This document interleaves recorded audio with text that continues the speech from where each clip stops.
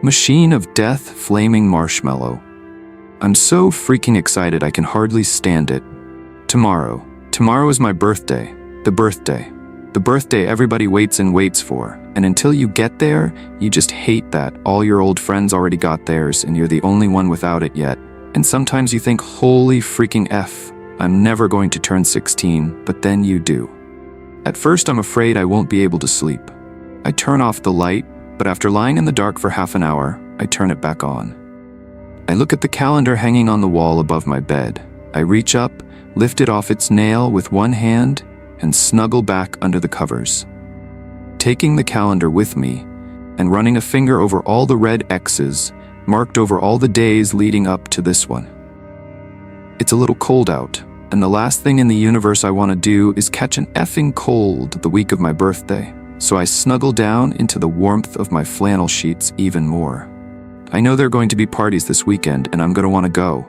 This is what I've been waiting for all these months. All these years, I guess, though before my friends started getting theirs, it didn't seem like such a big deal. We were all no-nos then. Tomorrow I'm finally going to feel like I belong. Tomorrow, I'm going to find out how I die. Carolyn, yo girl, wait up. At the sound of my name, I turn around. It's Patrice. I can see her bounding up across the commons toward me. Her super long hair is braided today, and as she runs it whips around at the sides of her head like two angry red snakes with ribbons tied to their tails. Hey Patrice, I say, and clutch my books closer to my chest. I try to walk a little faster, thinking maybe she'll get the hint. She doesn't. Today's the big day, huh? She says. I nod. She turns her head away, bites her lip. Lucky, she says. I shrug, speed up even more. It's not my problem she's one of the smartest kids in our class, and they moved her up a grade like 4 years ago. It's not my fault she's going to be a no-no for another whole year. Out of the corner of my eye I can see Brad Binder. He is so effing cool, a burner, they say. That's hot, I think, and then I laugh to myself. What's so funny? Asks Patrice. We're at my locker, so I balance my books on my knee with one hand while I fumble my combo lock with the other. I pretend I don't hear her, but she sees me flicking sly glances in Brad Binder's direction. Not him, she says, rolling her eyes. You can't be serious. Shh. I try to shut her up. I wish I had some kind of freaking superpower or something. I wish I could just concentrate really hard and make her go away. Brad Binder pulls his letter jacket out of his locker, which is so close to mine, 3 other girls have asked to trade lockers with me. He shrugs his perfect, so effing perfect shoulders into his jacket and takes out just a notebook with a pencil shoved in its rings. No computer, no books, no nothing. God, that's so effing cool, just like a burner. As Brad walks away, Patrice fixes me with one of those stares of hers. He's not that great, you know. I heard he kisses like a dead lizard. I guess you'd know, I almost say, but I stop myself. I don't want to stoop to her level, be so childish. I'm 16 today, and after school my dad's taking me to the mall to get that slip of paper, and then I'll know where I really belong. So I shrug again instead, let it slide off me, like egg off Teflon. He's a burner, I say. They're pretty cool. Patrice snorts. You know what his slip said? Flaming marshmallow. That doesn't sound like a real burner cause of death to me, no matter what he says. He should probably be hanging out with the chokers instead. You wouldn't think he was so tough then. I've had enough of Patrice. You wouldn't understand, I tell her, and walk away toward geometry class. Maybe Cindy Marshall will be nice to me today, it being so close to me getting my C of D slip. Maybe I'll end up being a crasher like her. If only. I'm almost late getting to class. Mrs. Tharple looks at me extra sour, but I don't give a flying F. I slide into my seat right as the bell rings and catch Cindy Marshall's eye. I smile. Don't even look at me, you no-no, she says to me, low under her breath as Mrs. Tharple starts handing out our pop quiz. The other 2 girls behind her snicker. I can feel their eyes darting against my skin, sharp like the teeth of weasels. It's my birthday, I say. She turns in her seat and looks at me full on. I try to understand the look in her eyes, but I can't. I feel like it's something really obvious, like she's trying to tell me something so obvious I should already know it. I feel really stupid. Mrs. Tharple walks between us, places our blank quizzes face up on the desks in front of us, glides on by to the next row, and toward the front of the room again. I look down at my geometry quiz, try to concentrate, try to ignore the heat in my cheeks and the tips of my ears and on the back of my neck. "Hey you," hisses Cindy Marshall. I look up. "So did you get your slip yet?"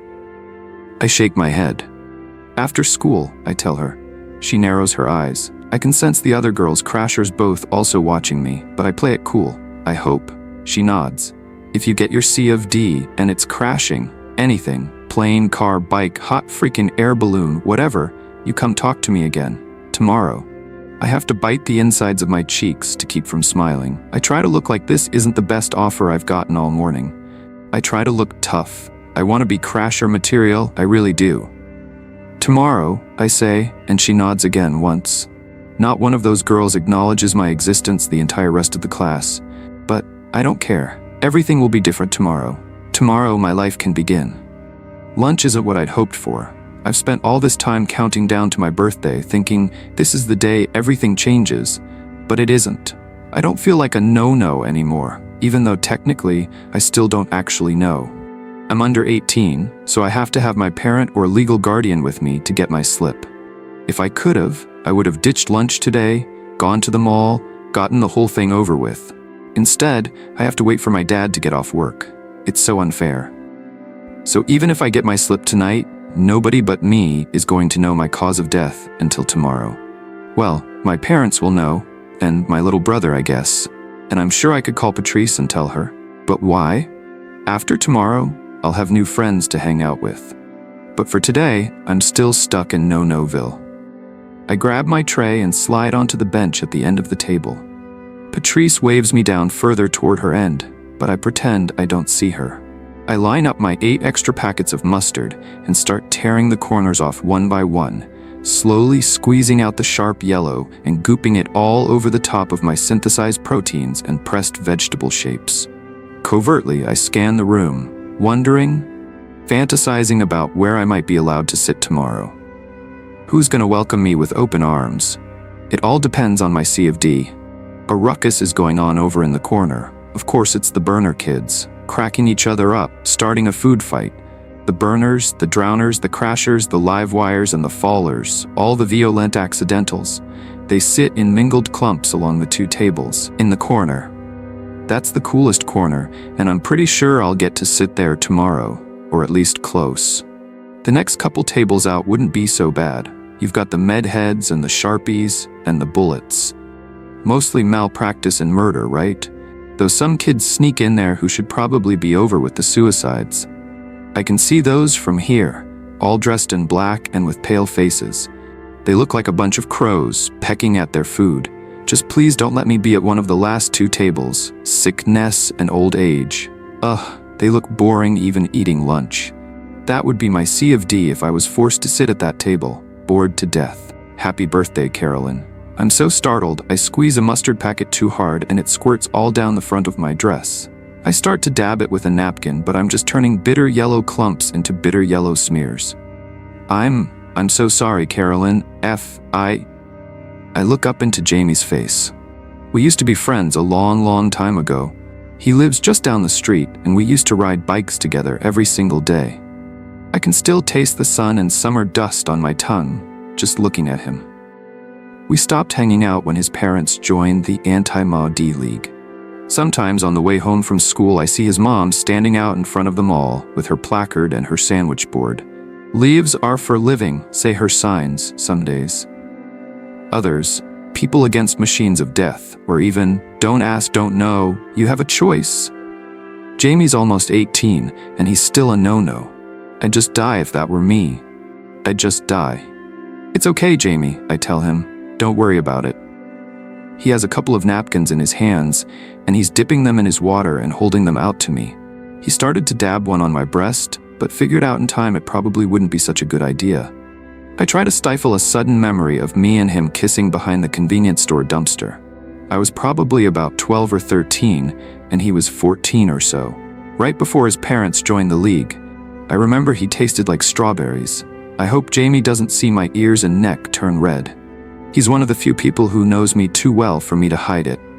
Your mom picking you up after school? He asks. I keep dabbing, shake my head. My dad. He nods. He's watching the motions of my hands as I rub the damp napkins on my lap, on the fabric stretched across my ribs, but is not really seeing me. I'm sorry, he says again, and I don't think he's talking about mustard. By the time Dad picks me up, I'm mentally exhausted. He kisses the top of my head when I get into the car. Hey kid, happy special day. Thanks. I throw my stuff in the back seat and fasten my lap belt. Dad's just sitting there with a lopsided smile on his face. You want to go get an ice cream first or something? He says. You want pizza? A movie? How can he be so freaking clueless? I want to tell him what a moron he's being, but when I look at him, something feels like it slips sideways in my stomach. For the first time, I'm looking at the 40-something man with the glasses and the stubbled cheeks and the ugly sweater, and I don't see my dad. I mean, yes, of course I see my dad, the middle-aged medhead C of D, accidental overdose, with the overexpensive house and the boring job and the 2 kids and last year's car, bought cheap with high mileage from a rental fleet. But I also see a guy. I see a guy who loves me so much, he can't even put it into words. It never occurred to me to think this might be a big deal for him, the day I get my slip. He looks tired, I think. More tired than usual. I reach out and put my hand on his where it's resting on the steering wheel. Sure, Dad, I say. Whatever you want. He covers my hand with his other one, so it's kind of like a hand sandwich, my fingers and knuckles pressed between 2 layers of his. His eyes look a little bright for a second, but I decide it's only my imagination as he places my hand back in my own lap and starts the car and pulls out from the curb. I watch the school get smaller and smaller in the side mirror as we drive away. I finish off the last of my ice cream cone, and so does Dad. We wipe our sticky fingers on the wet wipes and throw those away, and I get up from our food court table and gather all my bags as I stand. Dad's bought me a new pair of shoes, 2 new books, and a hat he says I look great in, but which I know I'll never ever wear again in a million billion. All I'm missing is the partridge in a pear tree. So what next, birthday girl? Need some new gloves? Music? You used to love the music store. He's walking over to the mall directory, studying the list of stores. I walk up to him, set down my bags of books and shoes, and touch his arm. Dad, I say, it's time. He doesn't look at me right away. He takes off his glasses and starts to clean them on the edge of his sweater. I can see he's just making them all linty and smeary, so I take them from him and clean them on the inside hem of my dress instead. When I hand them back, they're considerably cleaner, Dad, and I pick up my bags and start walking in the direction of the slip kiosk.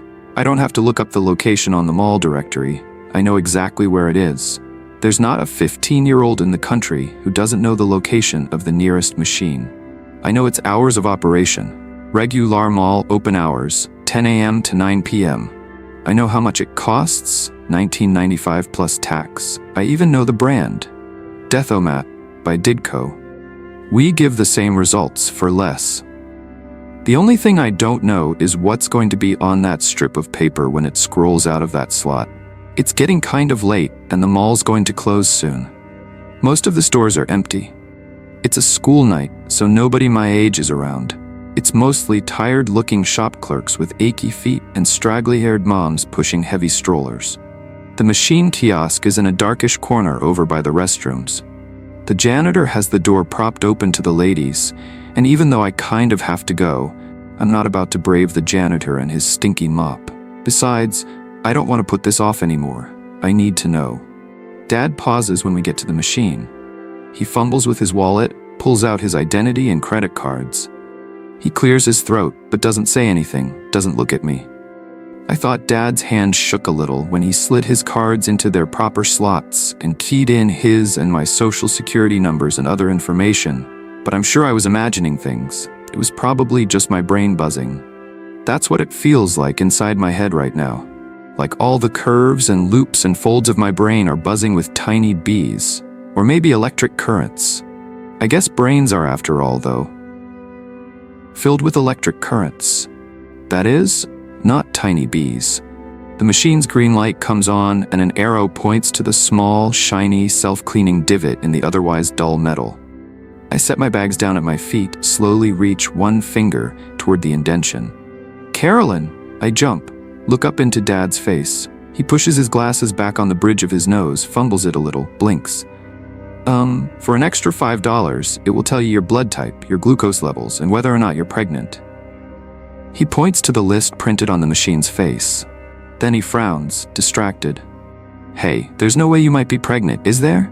I close the tiny distance between us and wrap my arms around his waist.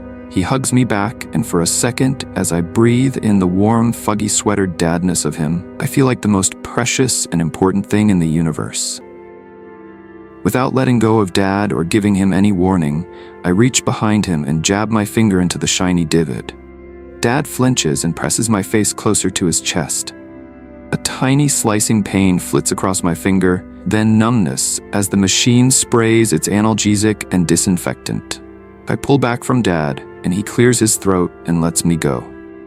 The machine spits out Dad's 2 cards from their slots, and my slip scrolls out from the single slot below. Dad and I both reach for it, but when I freeze, he pulls back. I've got to do this, and he knows it.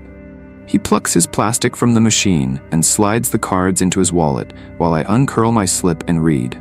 I read it 3 times, 4 times.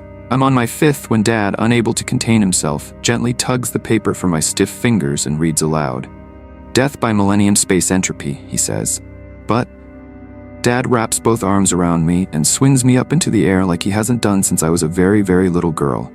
I keep my arms stiff, but let my legs and body go limp, and Dad twirls me in a circle, laughing, joyous. He finally sets me down, and I have to reach out a hand to steady myself against the edge of the machine. I'm a little dizzy and confused. Millennium Space Entropy, says Dad, shaking his head, unrolling the slip and reading it again. That's amazing, Carolyn. It's fantastic. You'll be nearly 1,000 years old by the next millennium. Maybe you live to be 1,000. Just think, medical breakthroughs all the time, vastly extended lifespans. It could happen, sweetheart. It could really happen. Dad, grinning, crushes me to his chest again, and I can hear the rumble of his happiness somewhere deep inside. I just want you to have a long and happy life, Carolyn. A very long and happy life. But Dad, I say into the nubby wool of his sweater, where will I sit tomorrow at lunch? Story by Camille Alexa, illustration by Shannon Wheeler.